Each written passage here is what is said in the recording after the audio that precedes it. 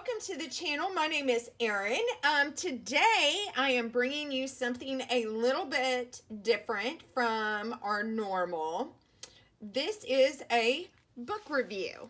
So I bought a book on a whim, and I've had a chance to kind of sit down and look at it, and it's actually a really neat little book. So it's called The Planner Book by Jean, and I can't say that last name, their last names, Jean and Dawn. It is really, really interesting. I think this book would be great for individuals of any planning level. It goes in and it covers so much information from your planner basics, your bullet journaling, making notes stand out, planning with washi tape, designing pages with watercolor. There's some DIY elements in there. Some of them that I found really interesting, like making the monkey knot paper clips, and then designing and repurposing and making your own planner. So there's a really nice introduction. There was a phrase that stood out to me, which was, and watch, I'm not going to be able to find it now. It gives you like supply list. Most of this I have laying around in my house, even if I wasn't a crafter. But yeah, it's like really interesting. Some really motivational things in it. The planner basics, going over bullet journaling, how to design your pages where they make sense for you, what kind of elements that you want to put in them. And then they talk about the contributors, who contributed to the material and the content, making notes stand out, how you can use things like color and larger lettering. And then more on the weekly bullet journal. I'm just kind of flipping through the pages. This is a really neat idea, and why I did not think of this myself at some point in my planning life, because I pretty much have one like this. That actually is the perfect size in a bullet journal or in a dot grid paper to make a circle. That, I don't know how I did not realize that sooner. And then again, more information about each of the contributors. Planning with recycled art. Let me zoom out just a tad bit.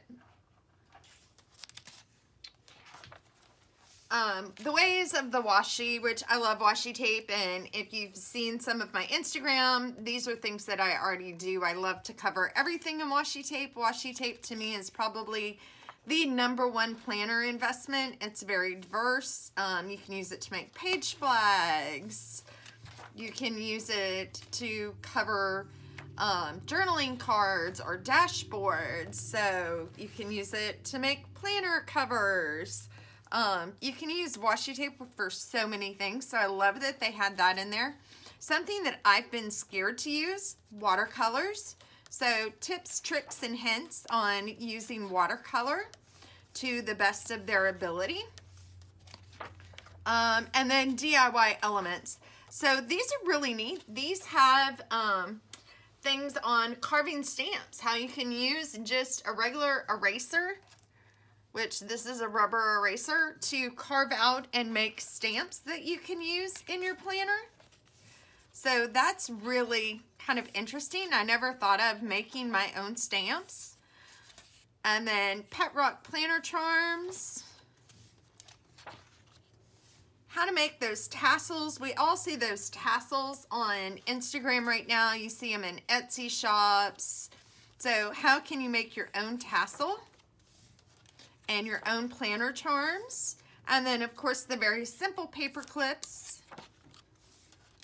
I think that's the first thing I learned to make. How to make your own decorative tape.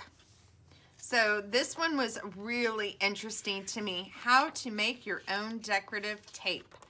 That was a cool idea. And this is something I'm probably going to do. shaking it up with dividers, and it talks about, you know, shakers. It talks about all kinds of different dividers. Monkey's first bookmark. So it walks you through how to make a monkey knot and what you need to do to apply it to a bookmark on a string or to a paper clip, so you can use it as a clip. Making flowers. And then it has stencils on how to make some of these. How to do bows, so bow charms for your TNs or your rings or whatever you may be using. Envelopes, how you can incorporate some envelopes into your projects, which I really like this. And more unique paper clips. Now, E6000, if you had never worked with E6000, I'm going to strongly recommend that you do it on a pretty day with lots and lots of ventilation. Your house will smell like E6000 forever. Making your own planner, using old books.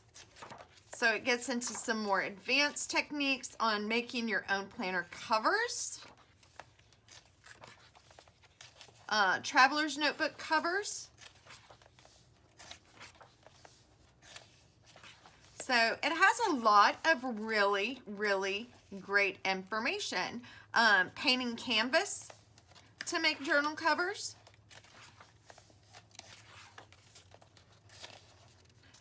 Leather and faux dory leather. And how you would use the leather to make a TN cover. Exposed spined planners.